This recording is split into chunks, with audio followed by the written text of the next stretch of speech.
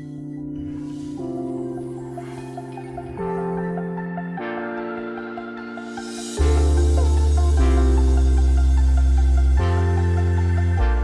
you've seen over the last couple of years, Michael and I from TJM Hunter Valley have had a pretty good relationship, and we've done a lot of trips together. I've done a lot of jobs for him, filming and whatnot.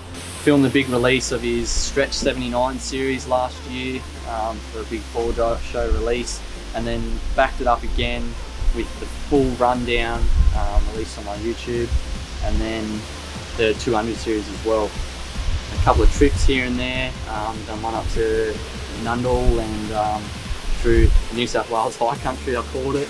So there's a video of that. But for now, what everyone's been waiting for, what suspension am I putting in my 2018 Toyota Prado Kakadu? Righto guys, let's talk suspension for the new build. So this is going to come as a big surprise for a lot of people. I've chosen to go with full reliability this time.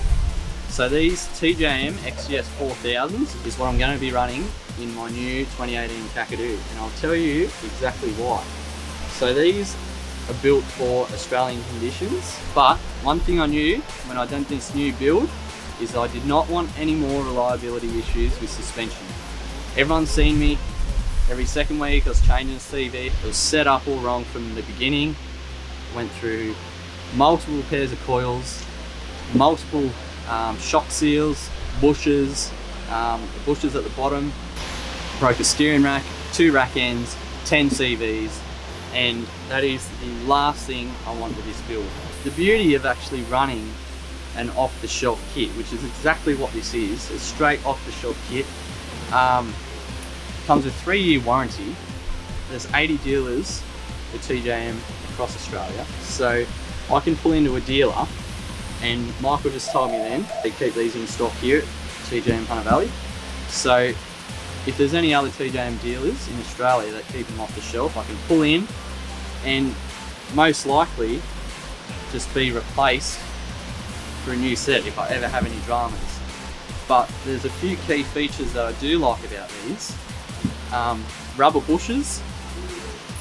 Honestly, all the performance suspension out there that run the steel bushes, they just do not last in Australia. I'm telling you this from experience, because how many people do you know that are going around with squeaky bottom bushes? So these aren't adjustable by a screw, you can actually adjust them though. So what they do is they come up with this pretty easy system, is they drop these spacers on, so when you buy them, you set them up, gives you quite a few in the kit. So on mine, I've just set them up with the 2 spacers on each side. So that'll give it maximum preload for GVM. So these are a 40mm bore. They are valved for heavy duty applications though. So take this for example, the 200 series uses the XGS 4000 in their GVM upgrade, and they run this kit at 3,800 kilos. In the 79 series GVM upgrade, they can run the XGS 4000 at 3,900 kilos. So the GVM of a Prado is 2,990 kilos. So these are actually weighted to that weight. Underneath, we've done a GVM upgrade on this car up to 3,800. That's using the TJM XGS 4000. So I don't think I'm going to have any dramas there of these handling the task. So I did have the 2.5-inch rear shocks in my last build, and honestly, on the compression dampener clicker, the remote res, it was on the minimum the whole time I owned it, and they were just too big. So the front just wasn't valved right. I had it valved twice by the OEM. Drove it to Brisbane. So for me to drive to Brisbane is 10 hours each way, and I had my car in there for a day, so they had to do that. Another key point is all the shafts are protected. So my previous suspension, especially the rears were major. They just got, because the shock shaft was at the bottom, fully exposed to the elements, it just got chipped away, and the shaft was rusting, and so it was only a matter of time before the seals went over the top of the rust and started leaking. So that's another good thing I like about this system. So the front and rear are protected. You'll notice that these aren't pre-assembled, but you can get them pre-assembled. So if you ring up a TJM dealership and you say, I've got a steel bar, winch with synthetic rope, dual batteries, such and such, they'll put these spacers on to your specifications, get you the right coil springs. So these are the highest rating ones I could get for my application, which should suit what I'm trying to do. And they'll put this together, but the only thing that's not included in the base kit is the strut top. So on my one, we've managed to use the standard strut top, which is no drama. It comes off in a couple of seconds. So we've used the strut top off the old one, but if you do want a set of these pre-assembled, just state that in when you order them, and you'll just get another replacement strut top. Costs a little bit extra, and then they can get them pre-assembled for you and post them to wherever you need them. So that's another good thing. And then it's just got all the bushes and stuff to replace in the strut top itself. So this time, setting myself up for success and reliability.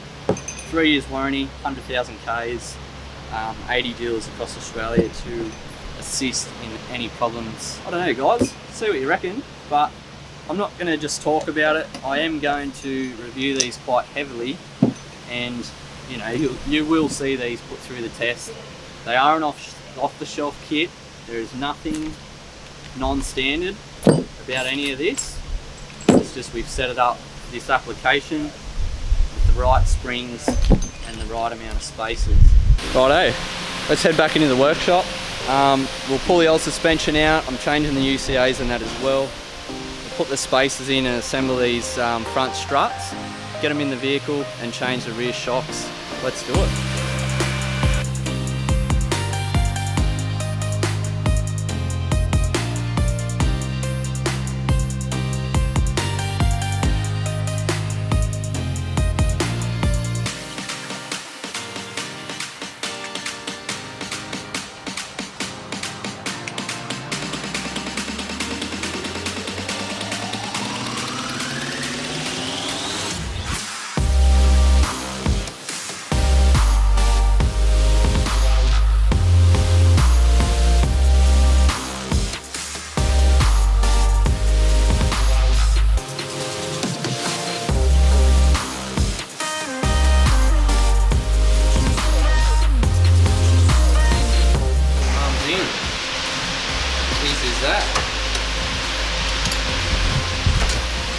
So we're just going to drop it down now.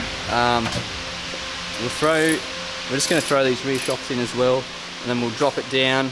Because we've got all the heights up here on the car, we're going to compare it, see if we've got the height that we wanted. So righto. So the suspension's finished, airbags are finished, bull bar, winch. I don't know, probably something I forgot. Anyway, we're just waiting on the wheel alignment hoist. We're going to throw it up there. It's sitting around about 2.5, 3 inch, so that's pretty good. That's more than I was sort of expecting. Give it time to settle.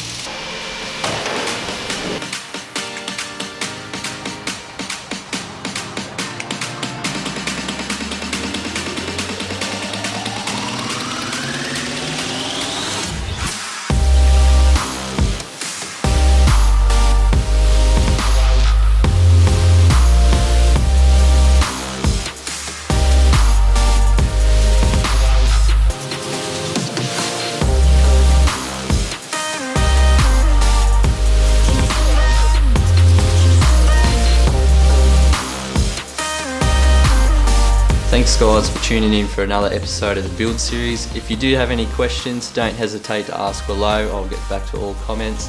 The next episode will be the full air rear from Airbag Man. So they're a 2-inch extended airbag, and I cannot wait to show you them in the car.